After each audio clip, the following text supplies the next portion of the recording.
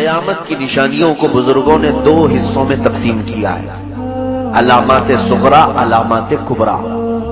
علامات صغرا کا مطلب چھوٹی نشانیاں، علامات کبرا کا مطلب ہے بڑی نشانیاں۔ چھوٹی نشانیاں تقریباً پوری ہو چکی، جیسے حضور اکرم صلی اللہ تعالی علیہ وسلم کی یہ فرامین کہ ماں باپ کی نافرمانی کثرت سے ہونے لگے گی، وہ تو ہم دیکھ رہے ہیں۔ گانے باجے کی کثرت بہت زیادہ ہو جائے گی، وہ ہم دیکھ رہے ہیں۔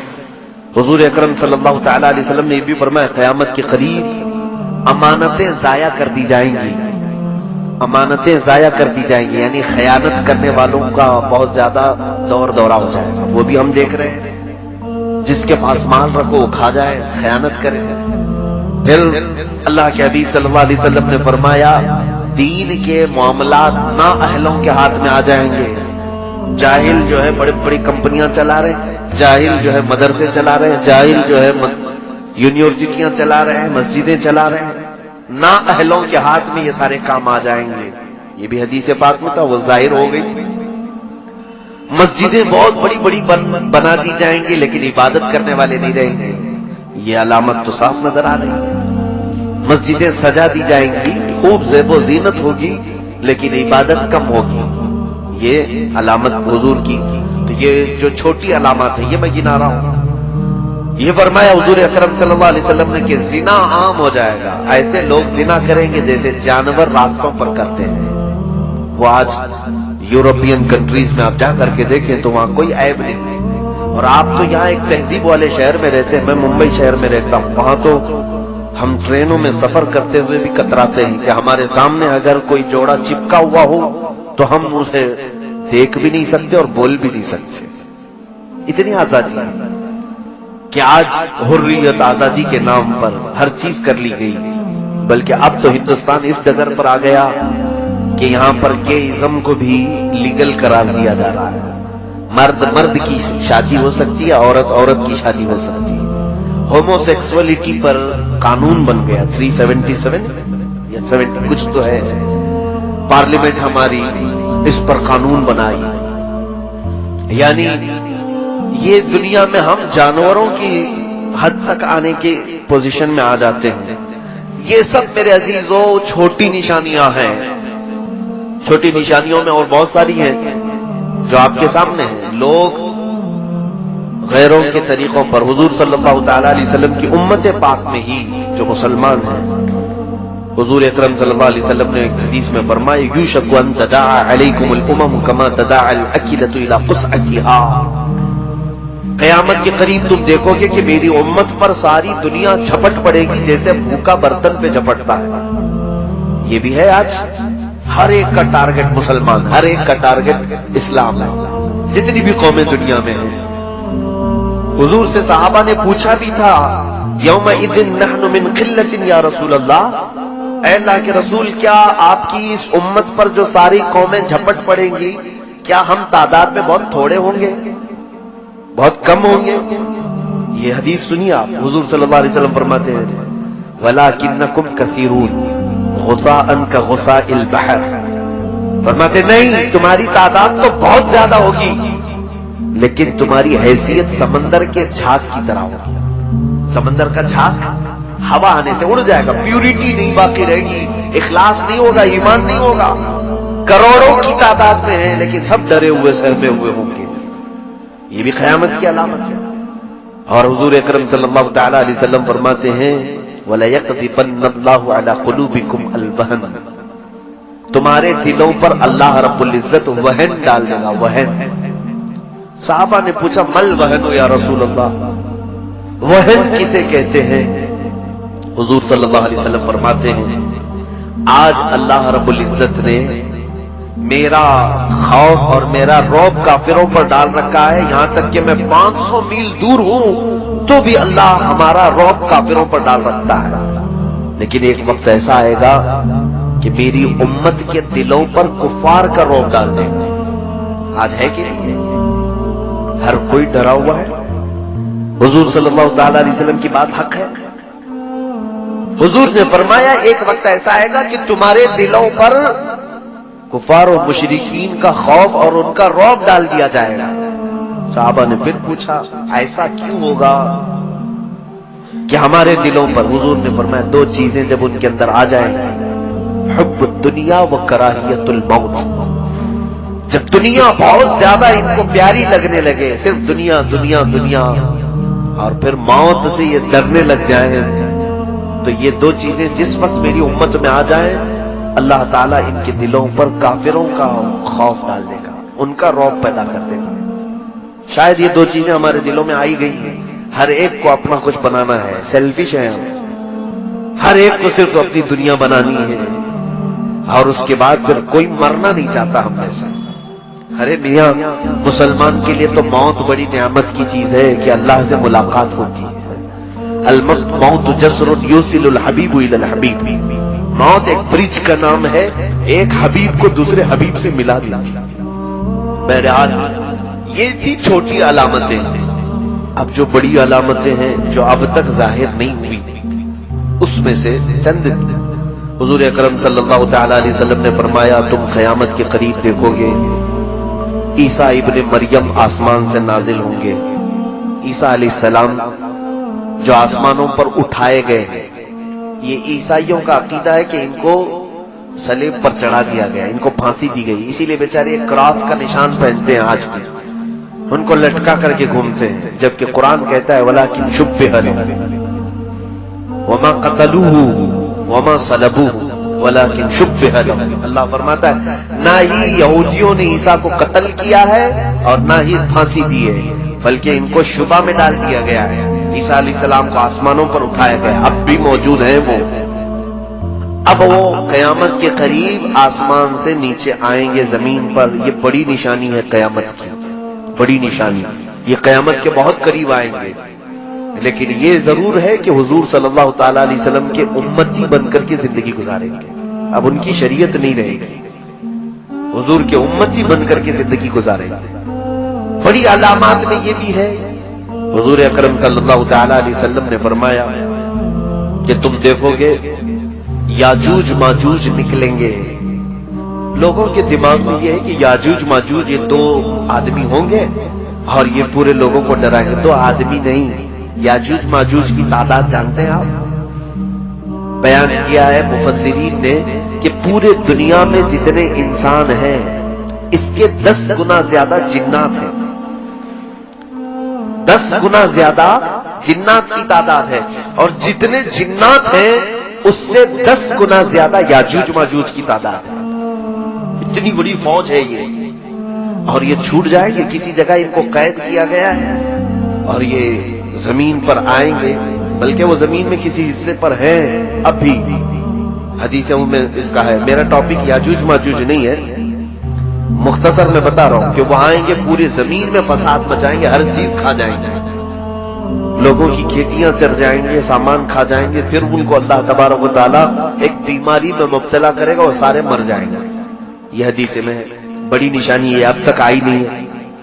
اور اس کے علاوہ بڑی نشانی یہ بھی ہے کہ اللہ کے حبیب صلی اللہ علیہ وسلم نے فرمایا تم دیکھنا کہ سورج پچھم سے نکل آئے گا، سورج ابھی پورب سے نکلتا ہے نا، ایک دن ایسا آئے گا کہ سورج پچھم سے نکل آئے گا، لیکن بس وہ دوپہر تک تھوڑی دیر نکلے گا، پھر واپس چلا جائے گا پچھم میں، پھر جہاں سے نکلتا ہے وہیں سے نکلے گا روزانہ، ایک دن صرف ایسا ہوگا۔ اور حضور فرماتے ہیں وہ یعنی دنیا میں عمل کا آخری دن ہوگا، اعمال کا قبولیت کا آخری دن ہوگا، اس سے پہلے جس نے توبہ کیا، اس سے پہلے جو ایمان لایا اس کا ایمان ہے، سورج کے پچھم سے نکلنے کے بعد نہ کسی کی توبہ قبول ہوگی نہ کسی کا ایمان قبول ہوگا، کوئی نہیں۔ میرے عزیزو ہمیں یہ معلوم نہیں، ہم راتوں کو سوتے ہیں، پتہ نہیں کون سی صبح سورج پچھم سے نکل آئے، ڈر بھی نہیں ہے، ہمیں خوف بھی نہیں ہے۔ یہ بڑی علامتوں میں سے، اس کے علاوہ بڑی علامتوں میں سے حضور اکرم صلی اللہ علیہ وسلم نے فرمایا تم دیکھو گے کہ آدم علیہ السلام کے پیدائش سے لے کر قیامت آنے تک کا سب سے بڑا فتنہ دنیا میں اگر کوئی چیز ہے، حضور فرماتے ہیں وہ دجال کا ظاہر ہونا۔ دجال، اسی پر آپ مجھے بولنے کے لیے کہا ہے، دجال کا ظاہر ہونا۔ یہ دجال ہے کیا چیز، اس پر میں ڈیٹیل میں آؤں گا، پہلے یہ علامتیں ختم کر لیتے ہیں۔ دجال کا ظاہر ہونا یہ قیامت کی سب سے بڑی علامت ہے، لیکن ساتھ میں ایک اور نشانی ہے، دابۃ الارض، ایک جانور نکلے گا جس کے ہاتھ میں ایک لاٹھی ہوگی، موسیٰ علیہ السلام کی وہ لکڑی ہوگی، اس کے ہاتھ میں سلیمان علیہ السلام کی انگوٹھی ہوگی، وہ جانور پوری دنیا میں گھومے گا، انسان نما جانور ہوگا، اور وہ مسلمانوں سے بھی ملے گا، کافروں سے بھی ملے گا۔ تو جس کو ایمان والا وہ دیکھے گا، اس کی پیشانی پر موسیٰ علیہ السلام کے عصا سے لکیر کھینچ دے گا، اور جس کو کافر وہ دیکھے گا اپنی انگوٹھی سے اس پر سکہ مار دے گا۔ تو جس کے پیشانی پر نشان لگ گیا وہ مومن ہی انتقال کرے گا، اور جس کی پیشانی پر اس نے انگوٹھی سے تھپا مارا وہ کافر ہی مرے گا۔ وہ لاسٹ فائنل کرنے کے لیے آتا ہے دابۃ الارض۔ لیکن اس سے پہلے دجال آئے گا، دجال کا ظہور یہ ایک بہت ہی امپورٹنٹ چیز ہے میرے عزیزوں۔ لیکن حیرت کی بات ہے، ہم آج تذکرہ کر رہے ہیں، مجھے ٹینشن نہیں، میں حدیثیں پڑھ رہا تھا۔ دجال کے آنے کا خوف ہونا چاہیے۔ حضور صلی اللہ تعالی علیہ وسلم اپنی دعاؤں میں یوں عرض کیا کرتے تھے، اللہم انا نعوذ بک من فتنۃ المسیح الدجال، اے اللہ ہم تیری پناہ مانگتے ہیں مسیح دجال کے فتنے سے۔ آپ بھی دعاؤں میں اس کو شامل رکھیں۔ فرمایا کہ جب وہ دجال ظاہر ہوگا تو اس قدر آزمائش میں مبتلا کر دیا جائے گا ایمان والوں کو، وہ 40 دن میں پوری دنیا گھوم لے گا، بہت فاسٹ ہوگا، پوری دنیا میں جائے گا، اور اس کے ایک ہاتھ میں جنت ایک ہاتھ میں دوزخ کی شکل وہ بنا کر کے لائے گا، دکھائے گا، اصلی جنت اور اصلی دوزخ نہیں، لیکن وہ لوگوں کو یہ دکھائے گا کہ میرے سیدھے ہاتھ کی طرف دیکھو، اس میں باغیچے ہیں، لہلہاتے ہوئے باغ ہیں، اس میں نہریں ہیں، اور بائیں ہاتھ میں آگ اگل رہی ہے۔ اس کا منشا اور اس کا مقصد کیا ہوگا؟ وہ کہے گا مجھے خدا بولو، میرے سامنے سجدہ کرو۔ تو اگر کوئی اس کو سجدہ کرنے سے انکار کرے، حدیث پاک میں اس کی دونوں ٹانگیں پکڑ کر چیر دے گا اس مومن، یا تو پھر کھولتے ہوئے تیل میں ڈالے گا، یا پھر وہ اپنی جلتی ہوئی آگ میں ڈالے گا، بہت سخت شدت کی تکلیف دے گا۔ اور جو اسے خدا مان لے، اس کے سامنے سجدہ کرے، وہ اس کو اپنی جنت میں ڈال دے گا۔ وہ لاکھوں کی تعداد میں لوگوں کو کافر بنائے گا، لاکھوں کی تعداد۔ اور یہ کوئی بعید بات نہیں لگتی مجھے، کیوں؟ آج کی سچویشن میں دیکھ رہا ہوں، یہاں کوئی بابا، لٹھ والا بابا اگر جیب سے ایک سکہ نکال کر کے دے دے تو لوگ سجدہ کرنا شروع کر دیتے ہیں۔ ارے بڑے پہنچے ہوئے بابا، ان کے بارے میں کچھ بھی مت بولنا۔ تو یہاں جو باباؤں سے بہک جاتی ہے پبلک، وہ دجال سے کیسے نہیں بہکے؟ دجال تو بہت بڑے بڑے کارنامے کر کے دکھائے گا، وہ خالی سکے نکال کر کے نہیں، میرے عزیزو حدیث پاک میں ہے، وہ آسمان سے بارش برسا کے دکھائے گا، زمین سے سبزہ اگا کے دکھائے گا۔ یہ کہے گا کہ میرے حکم سے بارش برستی ہے، میرے حکم سے زمین سبزے اگاتی ہے، تو مجھے خدا مانو۔ تو لوگ ظاہر سی بات ہے، بارش برسانا اللہ کا کام ہے، زمین سے سبزے اگانا اللہ کا کام ہے، تو بہت سارے لوگ یہی کہیں گے کہ خدا ہمارا زمین پر اتر پڑا، چلو اسی کی عبادت کرو۔ تو یہ دجال لوگوں کو اپنی عبادت میں مصروف کرنے کی کوشش کرے گا، یہ دنیا کا سب سے بڑا فتنہ، سب سے بڑا فتنہ۔ لیکن صرف اور صرف 2 شہر محفوظ رہیں گے، مکہ مکرمہ اور مدینہ طیبہ۔ حضور پاک صلی اللہ علیہ وسلم نے فرمایا کہ دجال پوری دنیا گھوم پھر کر مکہ اور مدینے آنے کی کوشش کرے گا، فرشتے اسے دھکا دے کر کے باہر کریں گے، وہ یہ دونوں حرم کی حدود میں نہیں آ سکے گا، بس وہ سیف جگہ ہے۔ لیکن ہم سب پوری دنیا میں جہاں پر بھی ہیں، کوئی جگہ سیف نہیں۔ دجال ظاہر ہوگا۔ اب میں یہ بھی بتاؤں کہ حدیثوں میں اس کا ذکر کہاں سے ہے۔ بعض لوگ کہتے ہیں قرآن میں نہیں ہے، لیکن صحیح احادیث کریمہ میں موجود ہے۔ صحیح احادیث کریمہ میں دجال کے آنے کی جو علامات بتائی گئی ہیں، سب سے پہلے دجال کا میننگ سمجھ لو آپ کہ اس کو دجال کیوں کہتے ہیں۔ عربی میں دجل، دجل لفظ ہے یہ، جس کا مطلب ہوتا ہے جھوٹ یا بدل دینا۔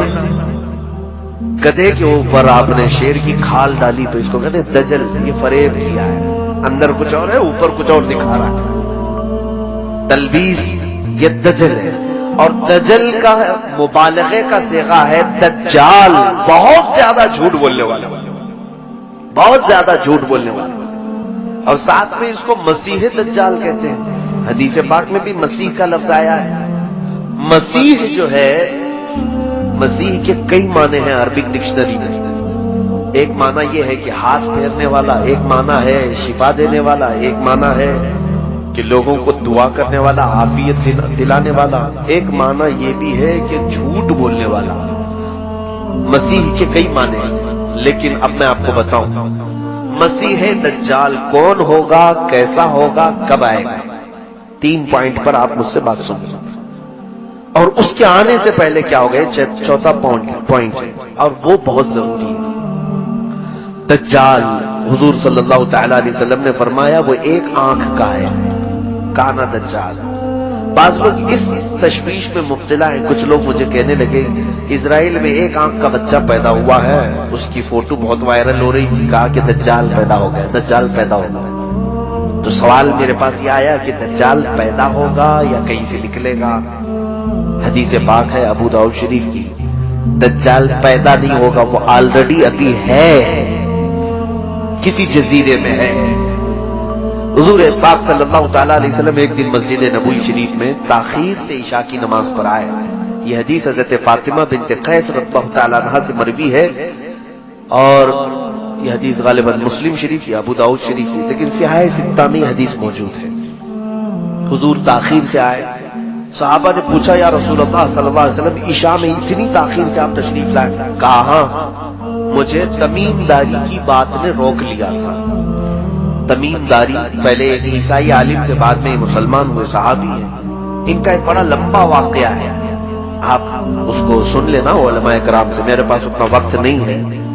تمیم داری ایک سفر پر تھے، ایک مرتبہ کسی جزیرے میں یہ پھنس گئے، تو انہوں نے حضور صلی اللہ تعالی علیہ وسلم کو ایک واقعہ بتایا کہ سمندر کے سفر میں جہاز جو ہے بہک گیا اور ہچکولے کھاتے ہوئے غرق ہونے کے قریب تھا، لیکن ایک جزیرے میں پتہ نہیں کہاں پر، جزیرہ سمجھتے ہیں نا، آئی لینڈ، بیچ میں سوکھی جگہ اور چاروں طرف سے پانی ہو، اس کو آئی لینڈ جزیرہ کہتے ہیں۔ تو اس جزیرے پر میں پہنچ گیا تو وہاں دیکھا ایک عورت بہت ہی اونچی ہے، کالی شکل کی ہے، اور وہ اپنے بالوں کو نوچ رہی ہے۔ میں نے پوچھا کہ تو کون ہے؟ تو اس نے کہا میں جاموس ہوں، یا کوئی لفظ اس نے کہا، جاموس تو عربی میں بھینس کو کہتے ہیں، لیکن الفاظ یہ ہیں، کہا میں دجال کی عورت ہوں، میں تجھے اور ایک چیز دکھاتی ہوں۔ تو لے کر کے گئی، ایک بہت بڑی عمارت تھی، قلعہ تھا، وہاں جا کر کے دیکھا، یہ کہتے ہیں کہ اندر ایک بھیانک شکل والا جس کی ایک آنکھ تھی کالا قسم کا، وہ اپنے بالوں کو نوچ رہا تھا اور زمین سے آسمان کی طرف اچھل کود کر رہا تھا۔ بہت توجہ سے سنی اس حدیث کو۔ تو میں قریب گیا اور پوچھا تم کون ہو؟ تو اس نے کہا میں دجال ہوں، میں دجال ہوں۔ یہ شاید ہو سکتا ہے کہ ہم سب کو عبرت کے لیے ایک شخص کو دکھا دیا گیا، ورنہ سب کے لیے پاسبل نہیں ہوگا۔ آج بھی بعض لوگ اس حدیث کی تشریح کرتے ہوئے یا تحقیق کرتے ہوئے، مجھ سے بھی کئی لوگوں نے پوچھا برموڈا ٹرائنگل شاید وہی جزیرہ ہوگا۔ برموڈا ٹرائنگل ایک جگہ ہے جہاں کوئی جہاز جاتا ہے تو واپس آتا ہی نہیں ہے، لیکن ایک حدیث پاک میں یہ موجود ہے کہ یہ گئے بھی اور آئے بھی، اور رسول پاک کو خبر بھی دیا کہ میں ایک ایسے شخص کو دیکھ کر کے آیا ہوں۔ لیکن سنیے دجال نے کیا کہا ان سے کیا پوچھا؟ اس نے پوچھا دجال نے کیا امیوں کا نبی ظاہر ہو گیا ہے؟ امی کہتے کسی سے جو نہ پڑھا ہو۔ کیا امیوں کا نبی ظاہر ہو گیا؟ نبی امی یعنی جو کسی سے نہ پڑھا ہو وہ نبی آ گیا؟ تو میں نے کہا ہاں وہ نبی آ گئے۔ کہا اس کے ماننے والے، اس کی اطاعت کرنے والے پیروکار سب عبادت کر رہے ہیں، سب اس کی پیروکاری کر رہے ہیں، اطاعت کر رہے ہیں؟ تو میں نے کہا ہاں بہت دل سے کر رہے ہیں، اس نبی کی اطاعت بڑھتی جا رہی ہے۔ تو اس دجال نے کہا تو پھر ابھی میرے آنے میں بہت وقت ہے۔ اس نے کیا کہا؟ تو ابھی ان کے لیے خیر ہے میرے آنے میں وقت ہے، جس کا مطلب یہ نکلتا ہے کہ جس وقت ربیع امی کی امت حضور کی اطاعت چھوڑ دے گی دجال ظاہر ہوگا، وہ آئے گا۔ اسی لیے تو اس نے پوچھا کہ اطاعت ہو رہی کہ نہیں ہو رہی ابھی تک۔ یہ ایک حدیث پاک ہے، اس کے علاوہ کئی حدیثیں ہیں جو میں ہو سکے تو کسی بک میں کوٹ کر کے بتا دوں گا۔ مجھے معلوم ہے، میں نے اپنے بھائیوں سے کہا تھا، بچوں سے جنہوں نے پروگرام ارینج کیا ہے، جتنے ایجوکیٹڈ لوگ بیٹھے ہوئے ہیں سب کے ہاتھوں میں ایک نوٹ بک ضرور تھمائیں اور ایک قلم، میری تقریروں کو نوٹ کرتے جائیں، جو چیز اچھی لگے اس کو کوٹ کریں۔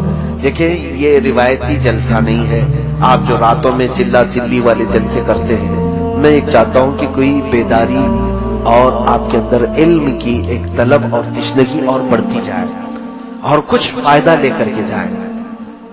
اس کے لیے یہ ضروری ہوتا ہے کہ آپ تقریر سن کر کے واہ واہ سبحان اللہ نعرے لگا کر سو نہ جائیں، بلکہ اس کو یاد رکھیں اور دوسروں تک پہنچانے کی کوشش کریں کہ میرے پاس ایک ایجوکیشن یہ آیا ہے، تو بھی میرے بھائی سن لے۔ اسی لیے ہم نے یوٹیوب کے چینل وغیرہ چلائے، صرف واحد ہمارا مقصد یہی ہے کہ علم چھپایا نہ جائے، دوسروں تک پہنچ جائے۔ اب دجال کے متعلق کی بات سنیے۔ ایک حدیث پاک یہ ہوئی، سیدنا ابو بکر صدیق رضی اللہ تعالیٰ عنہ سے بھی حدیث پاک ہے، یہ مسلم شریف کی حدیث میں موجود ہے کہ آپ نے فرمایا کہ حضور صلی اللہ تعالیٰ علیہ وسلم نے دجال کا ذکر فرمایا اور ارشاد فرمایا وہ مشرق کی طرف سے ظاہر ہوگا۔ تو پوچھا کہ مشرق کدھر؟ کہا خراسان کی طرف۔ خراسان جانتے ہیں؟ خراسان یا افغان اور ایران کے علاقے کو خراسان کہتے ہیں۔ تو یہاں سے بھی ٹینشن ختم ہو گیا۔ کچھ لوگ جو ہے عرب سے کہہ رہے ہیں، امریکہ سے نہیں، ضروری نہیں، حدیثوں میں مشرق کا لفظ آیا اس طرف سے آئے گا۔ تو جب بھی آئے گا اس کے آنے سے پہلے کیا ہوگا؟ میں نے 2 پوائنٹ تو پہلے بتا دیے تھے، کون ہے اس کے بارے میں نے بتایا، وہ سب سے زیادہ جھوٹا ہوگا، یعنی جو خدا ہی بن کر کے آیا ہے اس سے بڑا جھوٹا کون ہو سکتا ہے۔ دوسری چیز یہ کہ وہ کیسا ہوگا وہ بتایا حضور صلی اللہ علیہ وسلم نے، کہا ایک ہی آنکھ ہوگی اس کی اور کانا ہوگا، اسی لیے اس کو کانا دجال بھی کہتے ہیں، اور وہ 40 دن میں پوری دنیا گھومے گا۔ اچھا اب تیسری بات یہ ہے وہ کب آئے گا، اس کی ایک بات یہ ہے کہ حضرت ابو بکر صدیق نے پوچھا یا رسول اللہ صلی اللہ علیہ وسلم وہ کب آئے گا؟ فرمایا دجال اس وقت ظاہر ہوگا جب سارے لوگ اس سے غافل ہو چکے ہوں گے، اس کے بارے میں کوئی بات ہی نہیں کر رہا ہوگا۔ آج تو ہم بات کر رہے ہیں، اسی لیے میں نے کہا مجھے ٹینشن نہیں ہے، لیکن جس وقت سارے لوگ بھول چکے ہوں گے کوئی بات ہی نہیں کر رہا ہوگا دجال کے متعلق، دجال اچانک آئے گا۔ لیکن میرے عزیزوں ہمارا ایک بات کرنا بھی کافی نہیں ہے، میجورٹی آج دجال کے متعلق گفتگو نہیں کرتی۔ صحیح بات ہے، علماء کرام کو میں بلیم نہیں کر رہا، میں علماء کی توہین نہیں کرنا چاہتا، نہ میں علماء کی بے ادبی کرنا چاہتا ہوں، لیکن آج ہو سکتا ہے یہ مصلحت ہوگی۔ میں نے کثرت سے علماء کو دیکھا دجال کے متعلق یا اس ٹاپک پر نہیں بول رہے، شاید یہ حدیث پاک میں اسی لیے کہا گیا جس وقت سارے لوگ بھول چکے ہوں گے دجال کو تب دجال آئے گا، تو بھول گئے ہیں آج، دوسرے سارے ٹاپک پہ ہم گفتگو کرتے اس پر نہیں۔ جب تک دجال سے لوگوں کو ہم ڈراتے رہیں گے، اس کے فتنے سے پناہ مانگتے رہیں گے لوگ، وہ نہیں آئے گا، وہ نہیں آئے گا۔ اب اس کے آنے سے پہلے کیا ہوگا، یہی میرا ٹاپک ہے۔ فرمایا گیا کہ جھوٹ کو سچ کر دیا جائے گا اور سچ کو جھوٹ بنا دیا جائے گا۔ پوری دنیا میں آج اس مشن پر پورا بہت بڑے پیمانے پر کام ہو رہا ہے، جھوٹ کو سچ بنا دو اور سچ کو جھوٹ بنا دو۔ اور اس میں سب سے بڑا اگر کوئی رکن ہے دجال کا تو وہ میڈیا ہے۔ اسی لیے میں اپنی تقریروں میں ہمیشہ یہ کہتا ہوں، لوگ گودی میڈیا کہنے لگے، گودی میڈیا نہیں، ان کو دجالی میڈیا کہو۔ دجال کے پلان پر عمل ہو رہا ہے، یعنی جتنا جھوٹ ہے اس کو اتنا مسالہ لگاؤ، اتنی بار بولو کہ سچ لگنے لگ جائے، اور کسی سچ کو اتنا چھپا دو کہ لوگ بھول جائیں کہ وہ کوئی جھوٹی بات ہوگی۔ یہ آج ہو رہا ہے کہ ہو رہا ہے؟ اور گناہوں کو سجا کر کے پیش کیا جائے گا کہ نئی نسل کو یہ لگے گا کہ یہ نیکی کا کام ہے۔ آج سود کو انٹرسٹ کا نام دیا گیا، فائنانس کا نام دیا گیا، نئے نئے نام دے رہے ہیں۔ گناہ تو وہی ہے نا، شراب کو الگ الگ نام دیے جائیں گے سجا کر کے. بہت سارے نوجوان ہیں ہمارے کہتے شراب نہیں پیتے بیئر پی رہے ہیں. بیئر کیا چیز ہے میرے عزیزوں؟ نام بدلنے سے کوئی چیز کی حرمت نہیں بدلتی. نئے نئے نام. ایک بار میں پلین میں تھا, ایک ایئر ہوسٹس آئی, اس نے ایک کین دیا, تو سب کو دے رہے تھے. کہا یہ کریزی واٹر ہے. کریزی واٹر یہ کیا چیز ہے؟ لوگ اس کو کریزی واٹر کہہ رہے تھے. دوسرے ہمارے ساتھ جو تھے وہ لیے پی رہے تھے. میں نے پوچھا کہ وائن ہے, شراب ہے؟ کہا نہیں کریزی واٹر. میاں کریزی واٹر کا مطلب کیا ہوتا ہے؟ کیا پانی پاگل ہوتا ہے؟ کوئی پاگل پانی؟ کریزی واٹر کا مطلب؟ تو بغل والے نے کہا کہ یہ وائٹ الکوہل ہے. یعنی شراب جس طرح رنگیلی ہوتی ہے اس کو بالکل پیوریفائی کر دیا گیا ہے, اور اتنا ریفائن کر کے جیسے پانی ہوتا ہے ویسی پانی کی طرح اس کو بنا دیے ہیں. لیکن ہے شراب, ہے شراب, لیکن بالکل پانی کی طرح بنایا گیا. اس کو کریزی واٹر کہہ رہے ہیں. میرے عزیزوں, اس دن مجھے یہ سمجھ میں آیا کہ یہی دجال کے آنے سے پہلے جو مخبر صادق صلی اللہ علیہ وسلم نے بیان فرمایا, ہر باطل چیز کو سجا کر کے دنیا میں پھیلا دیا جائے گا. آج اس مشن پر سب سے زیادہ کام ہو رہا ہے. میں آپ کو اب یہ بات بتاؤں گا کہ مولانا آپ یہ دجال کے متعلق کہہ رہے ہیں کہ دجال کے آنے سے پہلے یہ ساری چیزیں ہوں گی, لیکن کون کر رہا ہے؟ میں یہ بھی بتا دوں, دجال کے آنے کا جتنا ہمیں خوف ہے, ہمیں ڈر ہے کہ نہیں ہے؟ حضور نے فرمایا کہ اس کے فتنے سے ڈرو کہ وہ بہت بڑا فتنہ ہے, کتنوں کو بے ایمان کر دے گا, کافر بنا ڈالے گا. میں ابھی شروع میں ہی یہ بات کہا نا, ہم پتہ نہیں ہمارے سامنے چھوٹی بڑی چیزیں اچھمبے والی ہوتی ہیں تو ہم دل دے بیٹھتے ہیں لوگوں کے پیچھے. دیکھتے نہیں کتنے ایسے ڈھکوسلے پیروں کے پیچھے پھر رہے ہیں. اچھے پیروں کی بات نہیں کر رہا ہوں, ہمارے علاقے میں بہت سارے ایسے ہیں ساؤتھ سائڈ میں جو ایک وقت کی نماز نہیں پڑھتے, عورتوں سے اپنے جسموں کی مالش کرواتے ہیں. ان کے ہزاروں مرید ہیں. ایک بابا ہے, اس کو دودھ سے لوگ نہلاتے ہیں, عورتیں نہلاتی ہیں. اس نے تو اپنے گھر کے سامنے کعبہ تک بنا ڈالا ہے. کعبہ تک بنا ڈالا ہے. کیوں ان کے پیچھے پبلک ہے؟ میں نے پوچھا کہ تم پاگل ہو, مسلمان ہو, سامنے وہ شرک کر رہا ہے, اس کے پیچھے پڑے ہو. کہا نہیں تمہیں معلوم نہیں بابا کے چمتکار کیا کیا ہے. کیا دکھاتا ہے؟ یہ نظر بندی کرتا ہے, جادو کرتا ہے, لوگوں کے پیٹ میں سے سوئیاں نکالتا ہے, لوگوں کے پیٹ میں سے بلیڈ نکالتا ہے, اور کہتے ہیں ہم نے تو کبھی نہ سوئی کھائی نہ بلیڈ کھائی, لیکن بابا جب کہہ کر آتے ہیں تو سوئی بھی نکلتی ہے, بلیڈ بھی نکلتی ہے. کہا یہ تو نظر بندی ہے, شعبدہ بازی ہے, جادوگری ہے. اور اس کو دیکھ کر کے وہ لوگ اس کے فریفتہ ہو گئے بابا کے.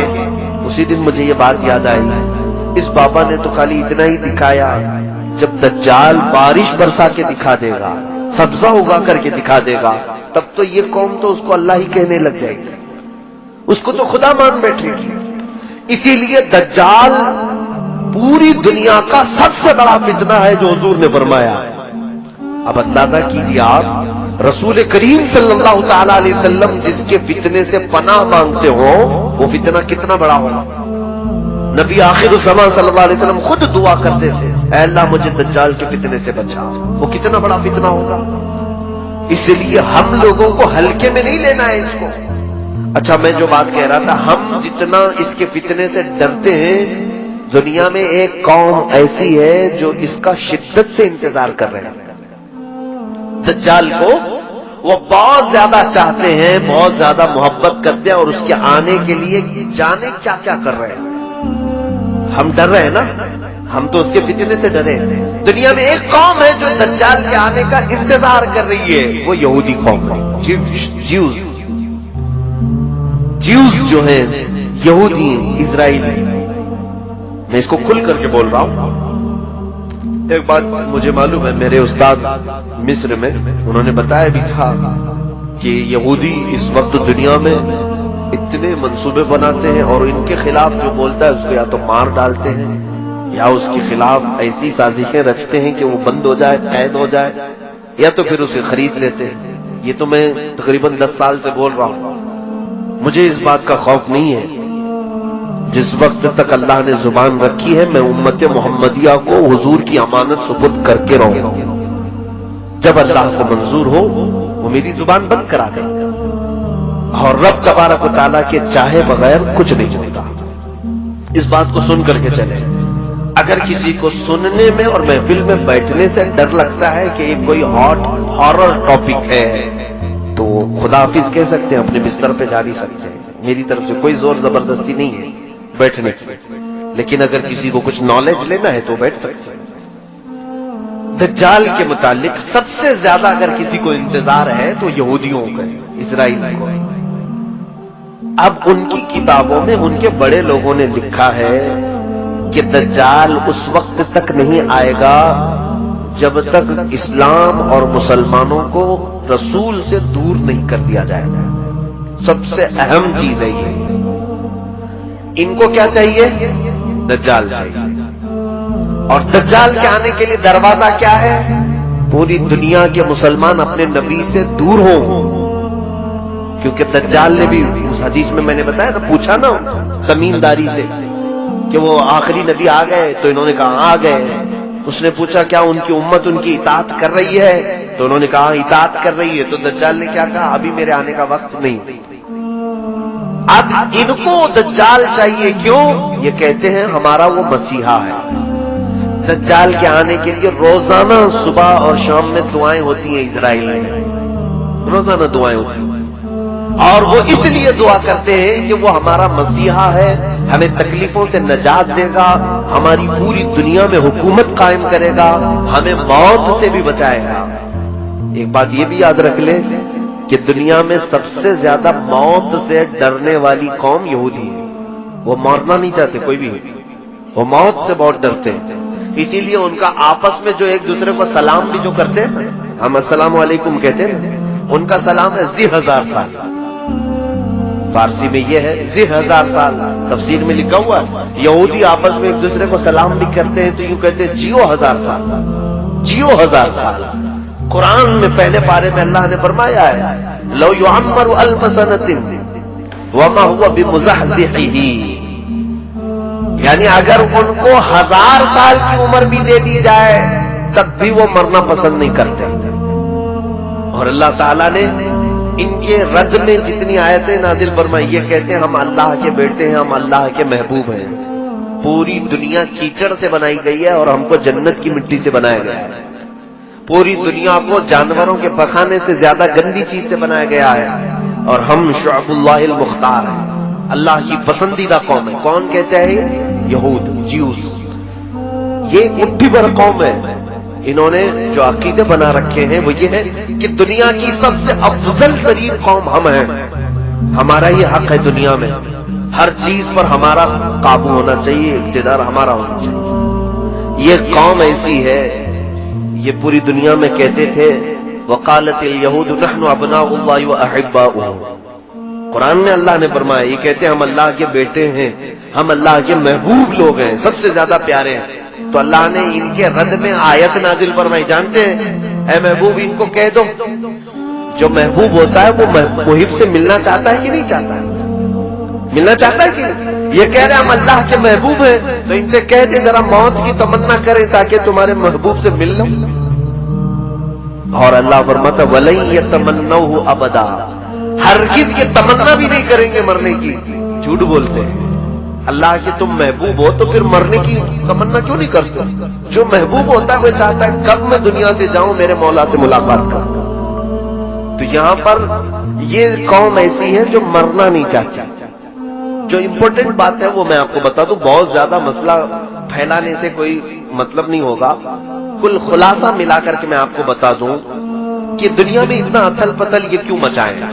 سب کو اب تقریباً نوجوانوں کو معلوم ہو چکا ہے الومیناتی کیا ہے، فری میسن کیا ہے، اور پھر یہ جتنی ان کی تنظیمیں ہیں، خفیہ تنظیمیں، یہ کیا ہیں۔ سیکریٹ اب تو کچھ نہیں رہ گیا، یہ سب پورا ظاہر ہو گیا۔ 1 آئی، یہ ایک آنکھ کی علامت کیا ہے، ٹرائنگل کیا ہے، 66 کیا ہے، یہ سب یہودیوں نے بنائی ہوئی علامت ہے۔ میں بہت سرسری انداز میں جا رہا ہوں کیونکہ پڑھا لکھا طبقہ بیٹھا ہوا ہے، اور اگر نہیں معلوم ہے تو میرے ان اشاروں پر آپ انٹرنیٹ میں سرچ کرو اور معلوم کرو کہ یہ چیزیں کیا ہیں، یہودیوں کی خفیہ تعلیمات ہیں۔ لیکن آپ یہ ہم سے پوچھیں گے آخر یہ کیوں ایسا کر رہے ہیں؟ ان کو کیا فرق پڑتا ہے ہمارے پیچھے کیوں پڑے؟ پوری دنیا میں یہ نظام کیوں چینج کرنا چاہتے ہیں؟ کیوں پوری دنیا کو رد و بدل کرنا چاہتے ہیں؟ ایک ہی ان کا مقصد ہے، کیا ہے جانتے ہیں؟ یہ مرنا نہیں چاہتے،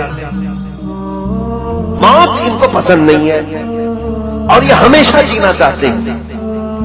دنیا کی ہر چیز پر کنٹرول کر لیا لیکن موت پر کنٹرول نہیں ہو پا رہا۔ اب موت کس کے ہاتھ میں ہے؟ کس کے ہاتھ میں؟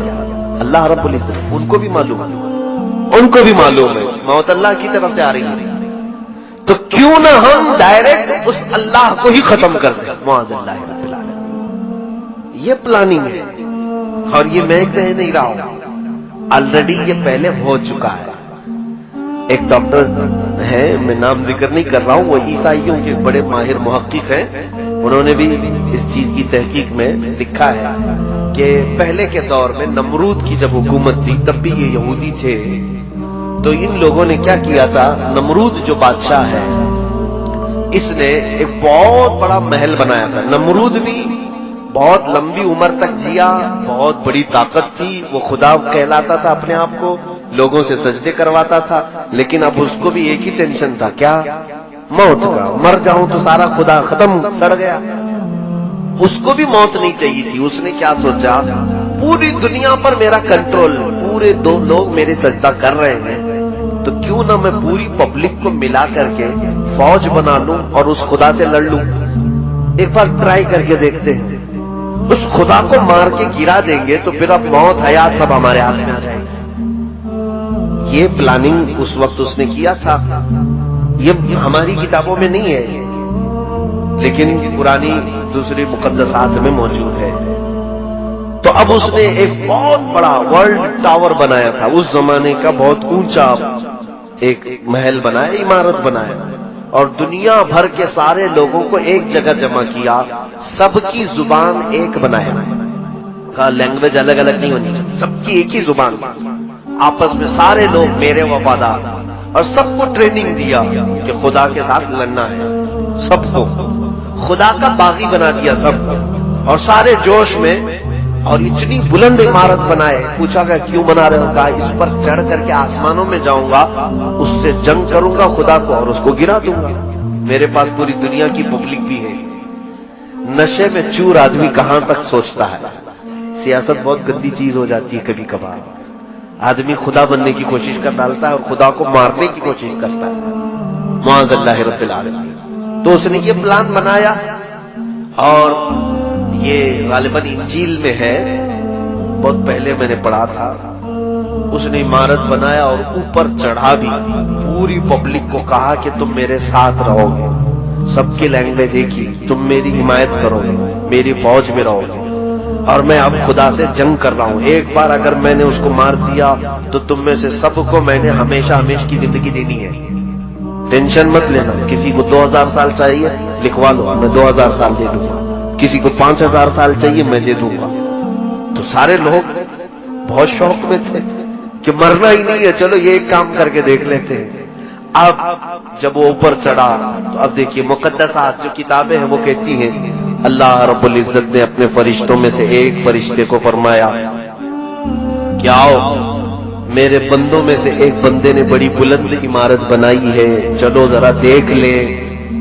اللہ رب العزت نے فرمایا اور آسمانوں کی طرف نزول فرمایا، اور اپنے ایک فرشتے کو، اللہ تعالیٰ کے فرشتوں کی تعداد کسی کو نہیں معلوم، معلوم ہے کتنے لاکھ، کتنے کروڑ، کتنے ارب، بلکہ اندازہ کرنے کے لیے ایک صرف میں حدیث بتا دوں، جب بھی بارش ہوتی ہے نا، حضرت ابن عباس فرماتے ہیں ہر قطرے کو ایک فرشتہ زمین پر رکھ کر جاتا ہے، اوپر سے برسایا نہیں جاتا، ایک ایک قطرے کو ایک ایک فرشتہ زمین پر رکھ کر جاتا ہے۔ بارش کے قطرے نہیں گن سکتے تو فرشتوں کو کہاں گن سکتے؟ تو اتنے لاتعداد فرشتے ہیں، اس میں سے صرف ایک ہی فرشتے کو اللہ نے فرمایا تم جاؤ ذرا نیچے اپنے پر ہلاؤ۔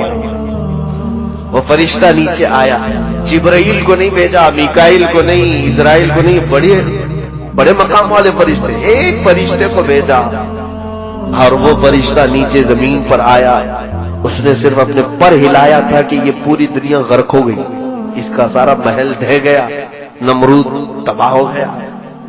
اور اس کے بعد پھر یہ جتنے لوگ بچے تھے، کچھ اکثر تو مر گئے، جتنے بچے تھے اللہ نے فرمایا ان کی سب کی زبان کو الگ کر دو، سب کی زبان ڈیوائیڈ کر دی. اس کی زبان الگ، اس کی زبان الگ، اس کی زبان الگ. یہ بھی اللہ کی حکمتوں میں سے ہے کہ یہ پھر ایسی پلاننگ کرنے کے لیے سب جمع نہ ہو سکے، الگ الگ کر دی گئی. یہ دوسری کتابوں میں موجود ہے، تو یہ پلاننگ ان کے دماغ میں آج بھی چل رہی ہے. فلاپ تو ہوا تھا آئیڈیا پرانے زمانے کا، اب جو اسرائیل ہے، یہودی ہے، اور اسی مقدس کتاب میں یہ بھی لکھا گیا ہے کہ اے لوگوں دیکھنا قیامت کے قریب ایک بار اور اس طرح کی کوشش کی جائے گی. اب بات سمجھ میں آئی آپ کے؟ اس طرح پہلے خدا سے لڑنے کا ایک پلان کیا انہوں نے، فلاپ ہو گئے اور مار دیے گئے. اب ان کو جدید ٹیکنالوجی پر، نیو ٹیکنالوجی پر اتنا بھروسہ ہے، انہی مقدسات میں کہا گیا ہے دیکھنا قیامت سے قریب ایک بار اور یہ چیز کوشش کر لیں گے. اب مجھے یہی لگتا ہے، یہ حدیثوں میں تو ہے نہیں کہ یہ لوگ خدا سے لڑنے کے لیے کوشش کریں گے، لیکن ان کی کتابوں میں لکھا ہوا ہے یہودیوں کی. اب مجھے یہی سمجھ میں آتا ہے اسی پلاننگ کے تحت یہ اسی انداز سے چل رہے ہیں. ان کو ایک مسیحا چاہیے ہے، وہ دجال ہے جو خدا کا دشمن ہے، اور انہیں معلوم ہے دجال کا پاور کیا ہے. 40 دن میں پوری دنیا میں گھومے گا، لوگوں کو آسمان سے بارش برسا کے دکھائے گا، زمین سے سبزے اگا کر کے دکھائے گا. ان کو ایک ایسا پاورفل آدمی چاہیے جو خدا سے لڑ سکے، اس لیے وہ انتظار کر رہے ہیں. دوسرے ان کو کیا چاہیے، پوری دنیا کی لینگویج ایک ہونی چاہیے. تو یہ گلوبل لینگویج کے طور پر انگلش کو مشہور کر بھی رہے ہیں کہ سب کی کنیکٹ کرنے والی، سب کو کنیکٹ کرنے والی زبان انگلش ہونی چاہیے. سب کی کرنسی ایک بنانا چاہتے ہیں، اور آج تقریباً یہ کر بھی چکے. ڈالر پوری دنیا کی کرنسی بنتی جا رہی ہے. تقریباً ہر ملک اپنی ٹریڈنگ ڈالر میں کرنا چاہتا ہے. پوری دنیا کی ایک کرنسی ہو، ایک لینگویج ہو. اور آپ دیکھنا اکثر ان کے جتنے بڑے پریزیڈنٹ ہوں یا جو سٹارز ہیں، وہ اپنے بیانوں کے بیچ بیچ میں ون ورلڈ آرڈر یہ بات کہہ جاتے ہیں. نوجوان طبقہ اس کو نوٹ کر لے. One world order, one world order کا مطلب یہ ہوتا ہے ایک دنیا ایک حکم پر چلے. الگ الگ کنٹری نہیں چاہیے ہمیں، الگ الگ سیاست نہیں چاہیے. پوری دنیا ایک ہی حکومت پر، ایک ہی آرڈر پر چلے. یہ ان کا پلان ہے. کیوں میاں، کیوں پوری دنیا کو ون ورلڈ آرڈر میں ڈال رہے ہیں آپ؟ وہی پلاننگ جو نمرود کر چکا تھا کہ خدا سے لڑنا ہے، پوری دنیا کو پھر سے جمع کرو، ساری ٹیکنالوجی جمع کرو. اسی لیے یہ اسپیس میں بھی بھیج رہے ہیں کہ جا کے دیکھ کر کیا ہے، سب تصویریں لے کے آئے کہاں خدا بیٹھتا ہے. معاذ اللہ رب العالمین. میرے عزیزوں، میں ان ترقیات کے خلاف نہیں ہوں، اسپیس کے خلاف نہیں ہوں، میں چاند کے بارے میں گفتگو نہیں کر رہا ہوں. لیکن بعض محققین نے کہا کچھ لوگوں کی شرارت یہ ہے جیوز میں سے جو ہر نئی ٹیکنالوجی کو خدا کے خلاف سوچتے ہیں. یہودیوں میں بھی، آج میں پورے یہودیوں کی بات نہیں کر رہا، بہت سارے یہودی وہ ہیں جو ان شرارتوں کو بالکل پسند نہیں کرتے. وہ تورات انجیل پر یقین رکھتے ہیں، ایمان رکھتے ہیں. عیسائیوں میں بھی سارے نہیں ہیں، وہ بھی اپنی مقدسات پر ایمان رکھتے ہیں. لیکن کچھ ایسے ہیں جن کو عباد الشیطان کہا جاتا ہے. یہودیوں میں ایک تنظیم ایسی نکلی جو ڈیول ورشپرز ہیں، یعنی شیطان کی عبادت کرتے ہیں، پوجا کرتے ہیں. یہ ان کا پورا کیا ہوا ہے، پوری دنیا کو بدلا ہوا. اب سنیے، اب یہ پوری دنیا میں کیا ہنگامہ مچا رہے ہیں، کیا ہنگامہ مچائے جائے. میں باخبر ضرور کرنا چاہوں گا ہر بچے کو، ہر جوان کو. میں نے مصر میں ایک کتاب پڑھی تھی، تقریباً وہ 150 سال پہلے کی ایک میٹنگ ہوئی تھی. حاخام کہتے ہیں یہودیوں کو، مولانا پڑھے ہوئے.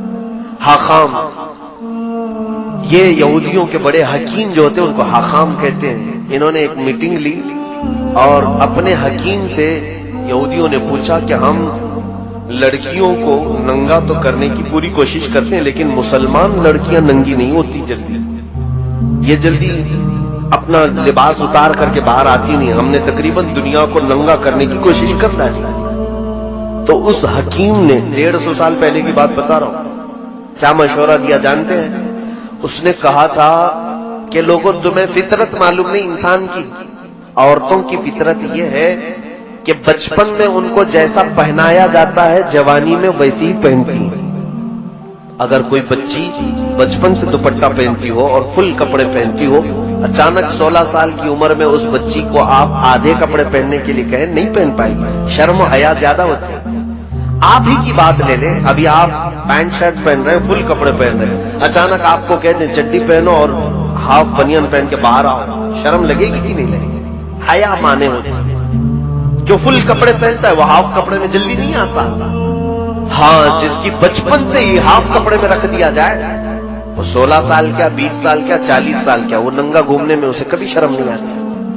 اس یہودی حکیم نے کہا، اے لوگوں، مسلمان بچیاں اس لیے ننگی نہیں ہو پا رہی آج تک ہمارے پلان کے مطابق کہ ان کے گھروں میں ان کے ماں باپ ان کو فل کپڑے پہنا کر کے رکھتے ہیں، بچیوں کو دوپٹے اڑواتے ہیں، اسکارف پہناتے ہیں، جس کی وجہ سے 16 سال کی عمر میں ان پر تم محنت کرتے ہو، یہ ننگی نہیں ہو پاتی۔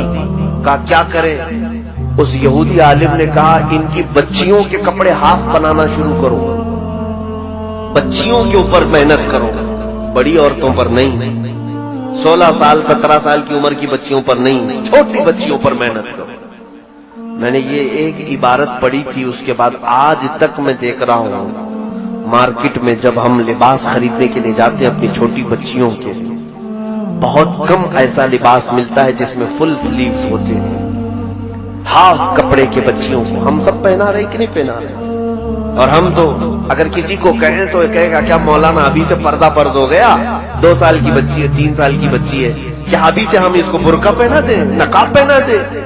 میاں، نقاب اور برقعے کی بات میں نہیں کر رہا ہوں، انجانے میں ہم اس کو ننگا بنانے کی عادت ڈال رہے ہیں، آج ہی سے ہم اس کو ننگا رہنے کی عادت ڈال رہے ہیں۔ یہ ہمارا نہیں میرے عزیزوں، 150 سال پہلے کی یہودی عالم نے، حاخام نے اپنے یہودیوں کو کہا تھا کہ مسلمان بچیوں کو اگر ننگا کرنا ہے تو ان کی بچیوں کے کپڑے ہاف بناؤ۔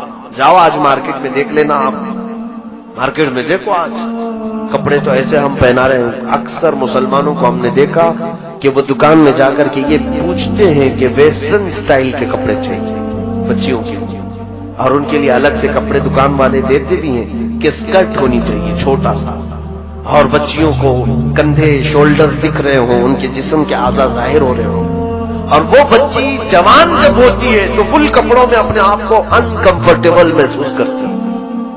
اگر اس کو اچانک برقع پہنا کہتے کیا مجھے قید کر رہے ہو، بچپن سے تمہیں چھوٹے چھوٹے کپڑے پہنتی تھی، ابھی تم اسکارف ڈالو گے، دوپٹہ ڈالو گے، کیا کیا ڈالو گے میرے اوپر، چلاتی۔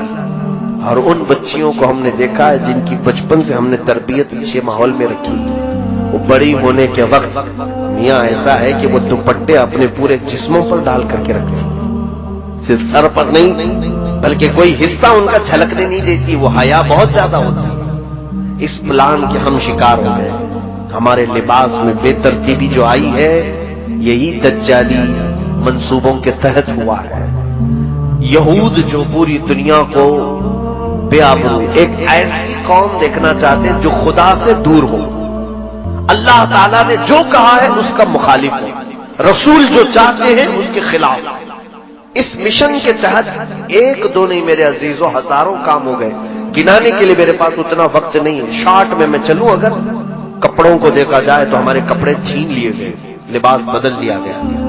ہر نوجوان بچہ آج ہمارا یہ چاہتا ہے کہ مجھے ویسٹرن سٹائل کے کپڑے چاہیے، ہیئر سٹائل مجھے کسی ایکٹر کا چاہیے، لڑکیاں چاہتی ہیں کہ وہ ہیروئن بن جائے، ایکٹریس کے لباس چاہیے، ایکٹریس کے ہمیں جانتے ہو یہ پورے ایکٹر اور ایکٹریس پر لاکھوں ڈالر کی لاگت پہ خرچ کیا جاتا ہے۔ کون خرچہ کرتا ہے؟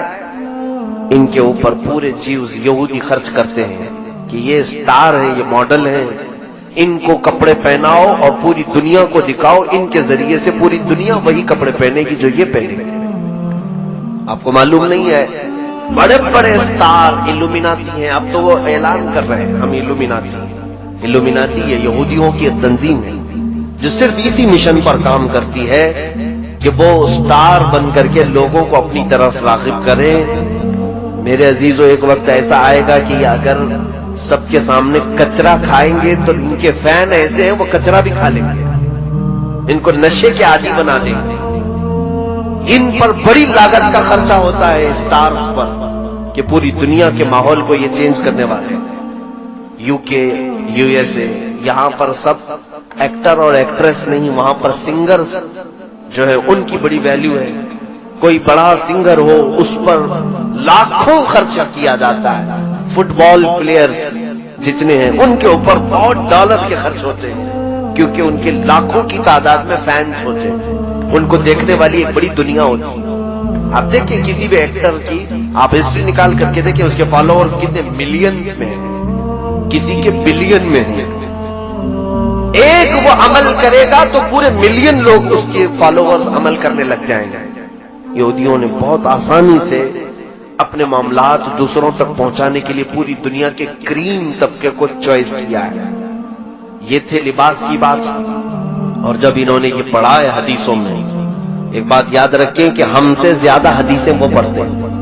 یہ قرآن کے حافظ ہوتے ہیں، محدث بھی ہوتے ہیں، مفسر بھی ہوتے ہیں. آج مصر میں کتنے تو ایسے ہیں جن کو مستشرق کہا جاتا ہے، یعنی اورینٹلائز.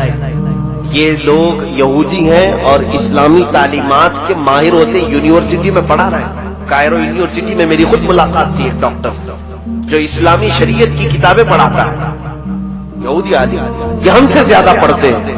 جب انہوں نے یہ پڑھا کہ مسلمان سب سے زیادہ ان کا لگاؤ اللہ اس کے رسول سے ہے، کم ہونے کے لیے مین چیز کیا ہے تو رزق ہے.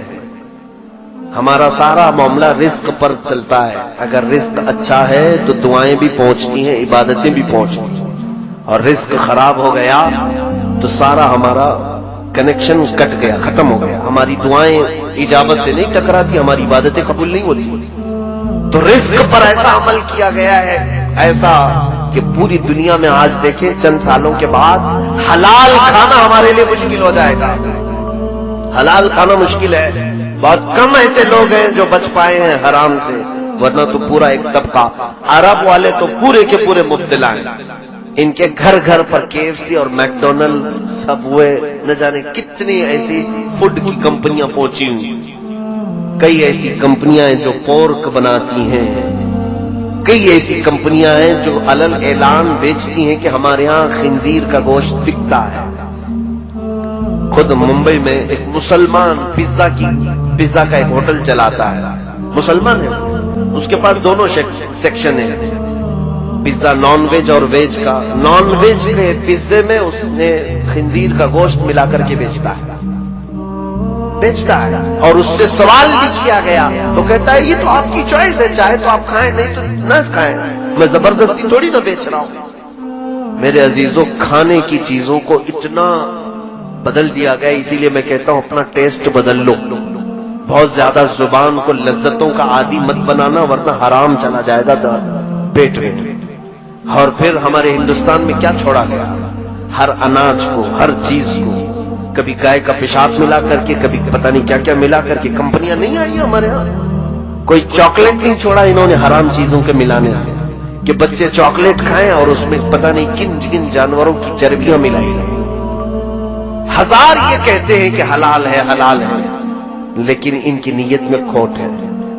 میرے عزیزوں ہمارے رزق پر بہت بڑا اثر ہو رہا ہے. میں چند دنوں پہلے چکن کے متعلق ایک بیان کیا تھا. میں حرام نہیں کہتا ہوں گوشت کو، چکن کو، لیکن وہ ہو سکے تو آپ سن لینا. یہ جو برائلر چکن جو بنائی گئی ہے یہ 1960 کی پیداوار ہے. اس سے پہلے یہ سفید مرغیاں تھی نہیں دنیا میں. یہ جو برائلر چکن آپ جو دیکھ رہے ہیں نا، یہ بعد میں ایجاد کی گئی ہے. اس کو بنایا گیا ہے کراسنگ کے ذریعے سے. اور اس کی فارمنگ جو ہوتی ہے سیم فارمنگ خنزیر کی بھی ہوتی ہے. امریکہ میں سب سے زیادہ طلب جس گوشت کی ہے وہ خنزیر کی ہے، پگ کی. اور اس کو کھلا کر کے جتنی جلدی بڑا کیا جاتا ہے کیونکہ اس کی مارکیٹ ہے وہاں پر. ان کو جلدی جلدی گوشت چاہیے. خنزیر بڑا نہیں ہوگا تو گوشت کیسے ملے گا؟ تو جلدی بڑا کرنے کے لیے خنزیر کو جو چیز کھلائی جاتی ہے وہی انڈیا، پاکستان یا سب جگہ پر ان کے فیڈز میں مرغیوں کے چکن کے پیٹس میں وہی چیز کھلائی جاتی ہے جو خنزیر کو کھلاتے ہیں. اسی لیے تو یہاں مرغیاں 40 دن میں بڑی ہوتی ہیں. ہمارا خود بھی فارم ہے, میرے بھائی فارم چلاتے تھے مرغیوں کی, مجھے معلوم ہے 40 دن نہیں ہوتا کہ یہ مرغی 2 کلو کی ہو جاتی ہے. کیسے؟ آپ اپنے گھر میں پال کر کے دیکھیں, 6 مہینے میں بھی بچہ ہی دکھتی ہے. یہ حیرت سے بہت تیزی سے بڑھاتے ہیں. یہ میرا ٹاپک نہیں ہے, لیکن میں آپ کو کہہ رہا ہوں کہ ہماری غذا پر بہت زیادہ کوشش کی گئی ہے کہ حرام کی آمیزش ہو جائے تاکہ ان کی دعائیں قبول نہ ہو, ان کی عبادتیں قبول نہ ہو, اور ان کا اللہ رب العزت سے جو قریبی تعلق ہے وہ ڈسکنیکٹ ہو جائے. اسی لیے آج ہم کثرت سے دعائیں مانگ رہے ہیں, اللہ کی رحمت مانگ رہے ہیں. ہمارے ساتھ کیا ہو رہا ہے؟ حضور پاک صلی اللہ تعالی علیہ وسلم نے فرمایا, جب تک تمہارے پیٹ میں حرام لقمہ ہوگا تمہاری کوئی دعا اللہ تک نہیں پہنچتی, کوئی دعا نہیں جائے گی. اور یہ چاہتے ہیں کہ ہمارے جسموں میں حرام لقمے پڑے رہے اور ہم دعا کرتے رہے, ہماری کوئی دعا قبول نہ ہو. کپڑوں کو لے کر کے اور اس کے علاوہ رزق کو لے کر کے. دوائیوں کا معاملہ تو بہت ہی بڑا ڈیفیکلٹ ہے میرے عزیزوں. ایک پورا ڈرگ مافیا ہے پورے ورلڈ میں. انہوں نے دوائیوں کو ایک دھندا اور بزنس بنایا ہوا ہے. میڈیکل لائن ایک ایسی چیز ہے, اس پر ہی مجھے 2 گھنٹے بولنا پڑ جائے گا. یہ پوری دنیا میں جو دوائیاں بنائی جا رہی ہیں, کہاں دوائیاں بنتی ہیں ذرا تحقیق کر لو. میں بار بار یہی افسوس جتاتا ہوں, ہمارے بچوں کو گیم کھیلنے سے فرصت نہیں, انٹرنیٹ میں فلمیں اور سیریل اور پتہ نہیں ڈرامے دیکھنے سے فرصت نہیں. کاش یہ کچھ نالج والی باتیں بھی اپنے موبائل سے دیکھ لیتے. قرآن و حدیث مستقبل کے بارے میں کیا بتا رہے ہیں یہ بھی انٹرنیٹ میں بہت ساری چیزیں موجود ہیں. میں خود بھی تو مطالعہ کرتا ہوں, میرا سارا مواد میرے موبائل میں پڑا ہوا ہے. میں کہاں کتابیں اٹھا کر کے چلوں.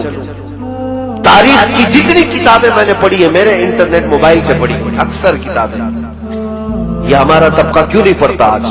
ہمارے نوجوان جو رات میں گیم کھیلنا شروع کرتے ہیں تو فجر ہو جاتی. کیا اللہ رب العزت کو تمہیں جواب نہیں دینا ہے کہ رات کس کام میں تم نے گزاری ہے؟ میرے عزیزوں, وقت بہت ہی تنگ ہمارے اوپر آ رہا ہے. یہ تھی باتیں. ڈرگ مافیا تو ایسی ہے کہ ایک گولی, میرے ان سے بھی بہت گہرے تعلقات ہیں, دوائیوں کی کمپنیوں والوں سے بھی. 75 پیسے کی جو گولی بنتی ہے وہ مارکیٹ میں 40 روپے 50 روپے کی بکتی ہے. ایک سٹنٹ جو لگایا جاتا ہے, یعنی بائی پاس سرجری کرنے والے یا پھر انجیوگرافی انجیوپلاسٹی جن کو ہوتی ہے, سٹنٹ لگاتے ہیں, $1 کا ہوتا ہے. $1 تقریباً 70 روپے کا سٹنٹ, اور اس کی قیمت یہاں پر 1 لاکھ 2 لاکھ روپے لی جاتی ہے. خیر یہ تو ان کی تجارت ہے, لیکن جانتے ہیں آپ کئی بیماریاں جان بوجھ کر کے وائرس کے طور پر پھیلائی جاتی ہیں. ہمارے ایک ڈاکٹر شفیق ہیں, ان کی تحقیق ہے, وہ کہتے ہیں کینسر یہ کوئی بیماری ہے نہیں, یہ وائرس ہے جو چھوڑا گیا ہے, اس کا علاج موجود ہے, لیکن چاہتی نہیں پوری ڈرگ مافیا کہ وہ علاج ہو جائے. اگر یہ علاج بہت چھوٹی چھوٹی پتیاں ہیں, افغانستان کی کچھ پتیوں سے ایک ڈاکٹر صاحب نے علاج بھی کیا کینسر کا. وہ کہتے ہیں ان پتیوں پر اور اس کے جوس پر امریکہ نے پابندی لگا دی کہ لا نہیں سکتے تم. کیوں؟ یہ نہیں چاہتے کہ کینسر والے صحیح ہو جائے. کیوں؟ کینسر جتنا بڑھے گا اتنا مال ڈرگ مافیا کو پہنچے گا, اتنی زیادہ, کروڑوں نہیں اربوں کی تجارت ہے یہ. میرے عزیزوں, پوری دنیا میں گولڈ پر قبضہ اگر کسی کا ہے تو انہی کا ہے. سنا ایک لفظ پر آپ توجہ دیں, آپ کو میں بتاتا ہوں. ان کو کیا کہتے ہیں یہودیوں کو؟ انگلش میں کیا کہتے ہیں معلوم ہوگا نا آپ, جیوز.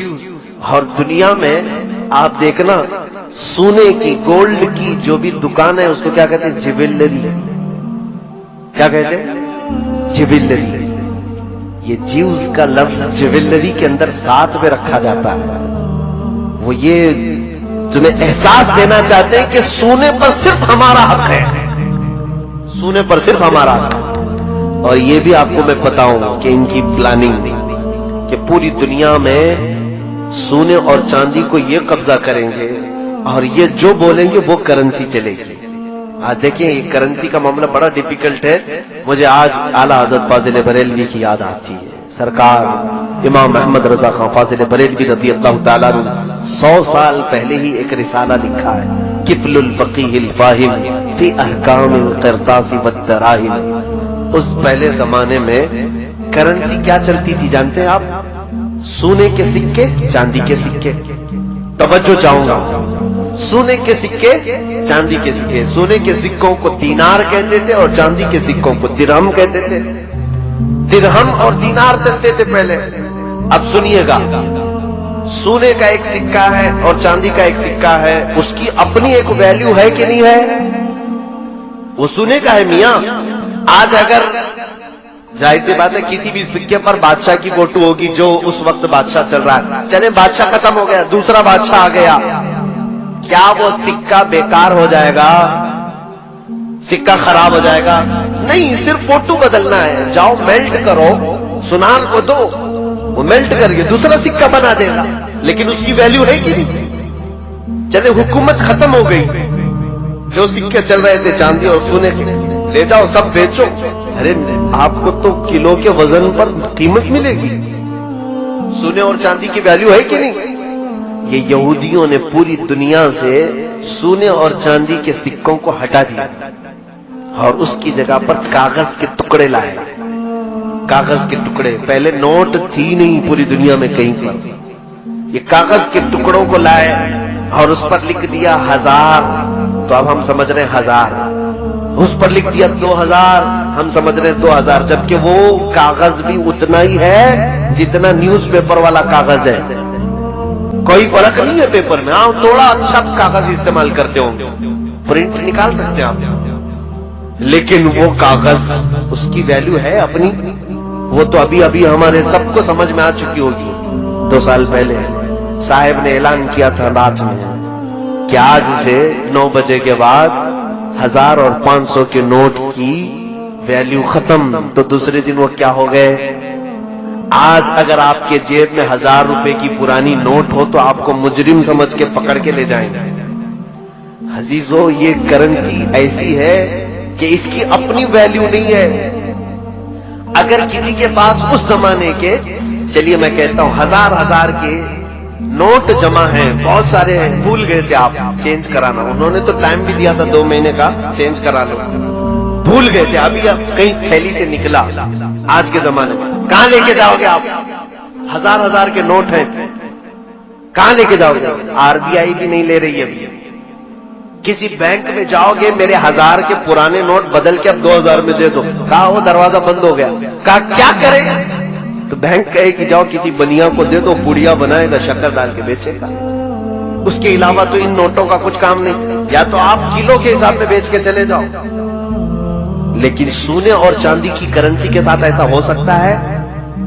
اسی لیے سونے اور چاندی کی کرنسی کو پوری دنیا سے ہٹا دیا گیا۔ یہ چاہتے ہیں کہ کرنسی صرف اور صرف نوٹ کی چلے۔ اب اور آگے سنیے، اب آگے کا پلان یہ ہے کہ کرنسی یہ بھی ہٹا لی جائے گی، کیش لیس کر دیا جائے گا آپ کو، اور آپ کے ہاتھوں میں اب نوٹ بھی نہیں ہوں گے۔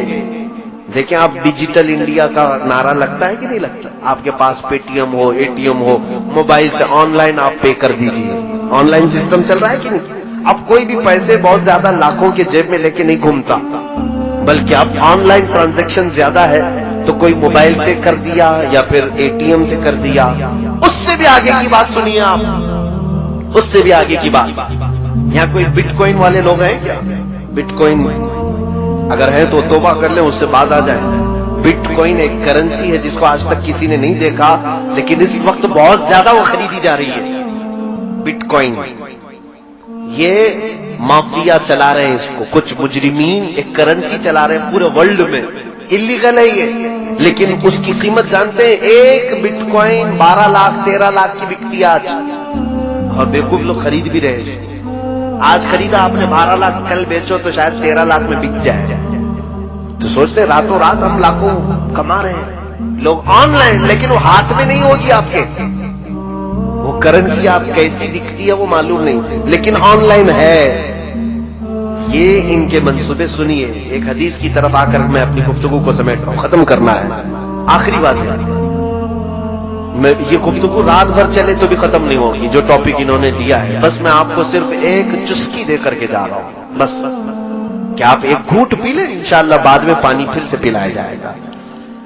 آگے کا پلان یہ ہے کہ کیش لیس کر دو اور A T M Paytm کچھ کارڈ بھی نہیں, بلکہ کرپٹو کرنسی ایک آئی. کرپٹو کرنسی کیا ہے؟ ایک چھوٹی سی میموری کارڈ کی طرح سا ایک چپ, جیسے موبائل میں ڈالتے ہیں آپ, اس میں سارا ڈاٹا آتا ہے کہ نہیں آتا, چھوٹی سی چپ آپ کو ان بلٹ کر دی جائے گی ہاتھ میں, اور یہ آلریڈی آسٹریلیا میں چل رہا ہے. ہاتھ میں انجیکٹ کر کے ایک چھوٹی سی میموری کارڈ اس کو ڈال دیا جائے گا. اس کے اندر آپ اپنے بینک کھاتے پورے اس کے اندر رکھو, آپ کے گھر کے پیپر, جائیداد کے پیپر, جتنا ڈاکیومنٹس ہے وہ سب اس کے اندر رہے گا. ظاہر سی بات ہے پیپر گم ہو جائیں تو بھی کچھ فرق نہیں, آپ پیپر جلا دو, نوٹ ختم کر دو, سارا آپ کا کام ہے آپ کے ہاتھ میں. آپ کو تو اچھا لگے گا نا. اب کارڈ لے کر کے چلنے کی بھی ٹینشن نہیں, پیسے لے کے چلنے کی بھی ٹینشن نہیں, میرے ہاتھ میں چپ ہے, اور چوری ہونے کا بھی ڈر نہیں, کوئی چوری بھی نہیں کر پائے. کیا کرے؟ تو سب کو یہ آسان لگ رہا ہے, اور لوگ قطار میں لگ لگ کر کے ان بلٹ کروا رہے ہیں کرپٹو کرنسی کو. لیکن اس کا دوسرا پارٹ کیا ہے جانتے ہیں آپ؟ اچھا, اس کو آپ کیسے دیکھیں گے کہ میرے اکاؤنٹ میں کتنے ہیں؟ آپ اپنے انگوٹے کا اپنا تھم کہیں پریس کریں, تھم پریس کریں گے آپ تو آپ کا پورا جتنا اکاؤنٹ ہے وہ ڈیجیٹل میں دکھائی دے گا کہ آپ کے پاس اتنے لاکھ روپے ہیں, اتنے ہزار روپے ہیں, آپ کے جائیداد کے پیپر یہ ہیں, سب آپ دکھا سکتے ہیں کسی بھی جگہ. وہ ہوگا کچھ پلان, میں نے تو اب تک دیکھا نہیں, لیکن سنا ہے یہ چل رہا ہے. اب اس کے بعد کیا ہوگا؟ اس کے بعد کیا ہوگا؟ ہم نے کرنسی سب ہٹا دی, گھر میں بھی پیسے نہیں, بینک میں بھی پیسے نہیں, کہیں نہیں, سب کہاں ڈال دیا ہم نے؟ اس چھوٹے سے چپ میں ڈالا ہے. لیکن وہ ویلیوبل ہے, دنیا اس کو کہے گی تم کو دکان میں کچھ خریدنا ہے تو جاؤ تھمب لگاؤ, 1000 روپے کے سامان خرید کر کے لاؤ. ابھی کل ہی ہم جا رہے تھے, دھورا جا رہے تھے, ہم نے دیکھا جس کار میں ہم بیٹھے ہوئے ہیں کار پر ایک چھوٹی سی وہ چپ لگائی تھی, ٹول ناکے سے کار گزری, اچانک اس کا گیٹ اٹھ گیا. یہ جدید ٹیکنالوجی دبئی میں تو بہت پہلے سے چل رہا ہے کہ آپ ٹول میں کھڑے ہو کر کے پیسے بھرنا, تو چھٹے واپس لینا ضروری نہیں, 3 مہینے کا, مہینے بھر کا شاید ریفل ہوتا ہے. ایک چھوٹی سی چپ دیتے ہیں, کار کے سامنے والے گلاس پر آپ لگائیں, جب بھی آپ کو ٹول کے اندر سے جانا ہے اور اچانک گیٹ اٹھ جائیں گے, واپس آنا ہے, دن میں گھومتے رہو. یہ آپ کے بریلی میں کل میں نے دیکھا ہے کہ نہیں ہے, چپ لگ رہی. تو اس کا مطلب ہوا جو ٹول لینے والے تھے ان کی سب چھٹی ہو گئی, پیسے لینے والے بھی نہیں, دینے والے بھی نہیں, سب پیسہ اس چپ میں آیا. اچھا, یہی سسٹم ہمارے ہاتھ میں آ جائے تو آپ کو سمجھے گا اور اچھا ہے. جہاں جہاں پیٹرول ڈالنا ہے ہم ہاتھ کو لگا دیں گے, پیٹرول آ جائے گا. ڈاکٹر کو پیسے دینا ہے وہاں پر بھی ہم اپنا تھم پریس کر دیں گے, اس کو جتنی بل ہے اس میں سے نکل کے چلی جائے گی. آسان آسان, یہ جو میں بتا رہے ہیں آسان. جب تم سب آسانی میں آ جاؤ گے, پوچھو آپ خود سے کہ حضرت یہ چلتا کس سے ہے؟ ظاہر سی بات ہے چپ میرے اندر پڑی ہوئی ہے, میں پریس کرتا ہوں, میرا اکاؤنٹ کیسے دکھے گا؟ کیسے دکھے گا؟ میں یہی کہوں گا کہ یہ سارا انٹرنیٹ سے چلے گا. کیسے چلے گا؟ انٹرنیٹ سے چلے گا. اے میرے عزیز, تمہیں یہی ہوش سنبھالنا چاہیے. دوسرا سوال تم یہی کرو کہ اگر انٹرنیٹ بند ہو گیا تو کیا ہوگا؟ اور انٹرنیٹ نہ میرے ہاتھ میں نہ تمہارے ہاتھ میں, سارا ان کے ہاتھ میں. انٹرنیٹ یہ جس وقت چاہیں بند کر دیں. جس وقت انٹرنیٹ بند ہوا وہ تمہاری چپ تو وہی پڑی ہوئی ہے, سامان والے کے پاس جاؤ گے انگلی گھستے رہو, کچھ نہیں نظر آئے گا, کیونکہ انٹرنیٹ سے چلتا ہے. آج بھی آن لائن ٹرانزیکشن کا جو نقصان کشمیر میں ہوا, ان کشمیریوں سے پوچھو, 1 مہینے تک ان کا نیٹ بند رکھا گیا تو ان کے ٹرانزیکشن سب پورے کے پورے وہی سے ٹھپ پڑ گئے. جو آن لائن کرتے تھے کاروبار ان کا سب ٹھپ پڑا ہوا ہے, کیونکہ نیٹ ہی نہیں چل رہا ہے تو کیسے کریں گے؟ پیسہ تو اکاؤنٹ میں ہے لیکن وہ دیکھ نہیں سکتے. میرے موبائل میں ایپ ہے, ایپلیکیشن بینک کا, میں ڈائریکٹ کھول کر کے دیکھ سکتا ہوں کہ میرے اکاؤنٹ میں کتنے پیسے ہیں. لیکن میرے عزیزوں, کب دیکھ سکتا ہوں؟ جب میرے موبائل میں انٹرنیٹ اوپن ہے تو. اگر انٹرنیٹ بند ہے تو میں موبائل لے کر کے دن بھر پھروں، مجھے پتا نہیں ہوگا میرے بینک میں کتنے پیسے ہیں. صحیح بات ہے کہ نہیں ہے؟ تو آپ کو ڈیجیٹل لائف میں لایا جائے گا، اور کرپٹو کرنسی کے نام پر ایک وقت ایسا آئے گا، وہ حدیث کی طرف میں لے چلتا ہوں. میرے آقا صلی اللہ علیہ وسلم نے فرمایا کہ میری امت پر ایک وقت ایسا آئے گا کہ لوگ قحط میں پڑ جائیں گے، بھوک مری کے شکار ہو جائیں گے، یہاں تک کہ وہ غریبی اور مفلسی میں ایک دوسرے کا گوشت کھانے کی کوشش کریں گے، ایک دوسرے کا خون پینے کی کوشش کریں گے. کیسے؟ یہ وقت آئے گا جب آپ خرید نہیں سکتے، بیچ نہیں سکتے، کچھ نہیں کر سکتے. گھر میں بھوکا تو نہیں مرے گا آدمی، ساری چیزیں ختم کر دی جائیں گی. تب پھر آدمی ایک دوسرے پر جھپٹ پڑے گا، قتل کرنے کی کوشش کرے گا، انسان کا گوشت کھانے کی کوشش کرے گا. ان تمام چیزوں کی طرف اگر کوئی لانے کی کوشش کر رہا ہے تو یہی دجالی جو تنظیمیں ہیں. میرے عزیزوں، یہ ٹاپک چھوٹا نہیں ہے، بہت طویل ہے. پھر کسی دوسرے وقت پر میں ضرور حاضر ہو کر عرض کرنے کی کوشش کروں گا. جو کچھ بیان ہوا وہ آغاز باب تھا، آج یہ کہنا مناسب ہوگا. جو کچھ بھی بیان ہوا وہ آغاز باب تھا، لیکن میں انٹلیکچوئل طبقے کو یہ ضرور کہنا چاہوں گا، تم الرٹ رہو، تم حدیثوں کو پڑھو. اللہ کے نبی صلی اللہ تعالی علیہ وسلم نے ہر بڑے حادثے سے تمہیں پہلے ہی بتا دیا ہے کہ کیا ہونا ہے، لیکن صرف حادثے نہیں بتائے کہ قیامت آ جائے گی، دجال آ جائے گا، یاجوج ماجوج آ جائیں گے، بلکہ حدیثوں میں تم یہ پڑھو حضور نے ان سے بچنے کے طریقے بھی بتائے. یہ میرے آقا کی شان ہے، جہاں حادثوں کی خبر دی وہیں میرے آقا نے یہ بھی بتایا کہ تم اپنے آپ کو کیسے بچا پاؤ گے. جیسے کہ ایک حدیث ملتی ہے کہ حضور صلی اللہ تعالی علیہ وسلم نے فرمایا قیامت کے قریب تم دیکھو گے انگلیوں کے بور سے لوگ گناہ کریں گے. انگلیوں کے بور سے، شاید اس زمانے کے لوگ جانتے بھی نہیں ہوں گے انگلیوں کے بور سے گناہ کیسے ہو سکتا ہے. آج ہم دیکھ رہے ہیں سارا گناہ ٹچ اسکرین سے ہوتا ہے کہ نہیں ہوتا ہے؟ ٹچ اسکرین سے ہماری انگلیوں کا یہ بور، سامنے کا حصہ، یہی تو موبائل پر ٹچ ہوتا ہے. ہر نوجوان بچے اور بچیوں کے ہاتھوں میں جو آج موبائل ہے، اور اپنی تنہائی میں اور اپنے مجمع میں یہ کیا کیا دیکھتے ہیں اللہ جانتا ہے، اور وہ بھی جانتے ہیں کہ اکثر لوگوں کا موبائل غیر امانت دار ہے. بہت سارے لوگوں کا موبائل ان کے دل سے زیادہ غلیظ ہو چکا ہے. میرے عزیزوں، یہ ہم انگلیوں سے اتنے گناہ کر رہے ہیں جتنی ہماری شرمگاہ بھی اتنے گناہ نہیں کرتی جتنا ہماری انگلیاں گناہ کر رہی ہیں. جتنی مرتبہ تم نامحرم عورتوں پر ٹچ کرتے جاؤ گے اتنے زنا کی گناہ بڑھتے جائیں گے. کیونکہ حدیث میں ہے العین تزنی، آنکھ بھی زنا کرتی ہے، انگلی بھی زنا کرتی ہے. پتہ نہیں ہماری انگلیاں کتنی بار زنا کرتی ہیں. تو حضور نے جو فرمایا تھا کہ تم دیکھنا انگلیوں کے پور سے گناہ کیا جائے گا. میں یہی تو کہہ رہا تھا کہ حضور نے ڈرایا ہے آنے والی چیزوں سے تو علاج بھی بتایا ہے. صحابہ نے پوچھا یا رسول اللہ صلی اللہ علیہ وسلم جب انگلیوں کے پور سے گناہ ہونے لگے تب ہم کیا کریں؟ سنو ہم سب کے لیے، اے بچوں، جوانوں، سب لوگ، حضور نے 1400 سال پہلے فرمایا، ارشاد فرماتے جب انگلیوں کے پور سے گناہ ہونے لگے علیکن بالحسات، عورتوں کو حضور نے ڈرایا تھا، فرماتے تم اپنی ان انگلیوں میں تسبیح گھمانا شروع کر دو، ان انگلیوں میں تسبیح گھمانا شروع کر دو. جب تمہاری انگلیاں تسبیح کی عاشق بن جائیں گی تو تمہاری ان انگلیوں کو اللہ تعالیٰ گناہ سے بچا لے گا. وآخر دعوانا الحمدللہ رب العالمین. السلام علیکم.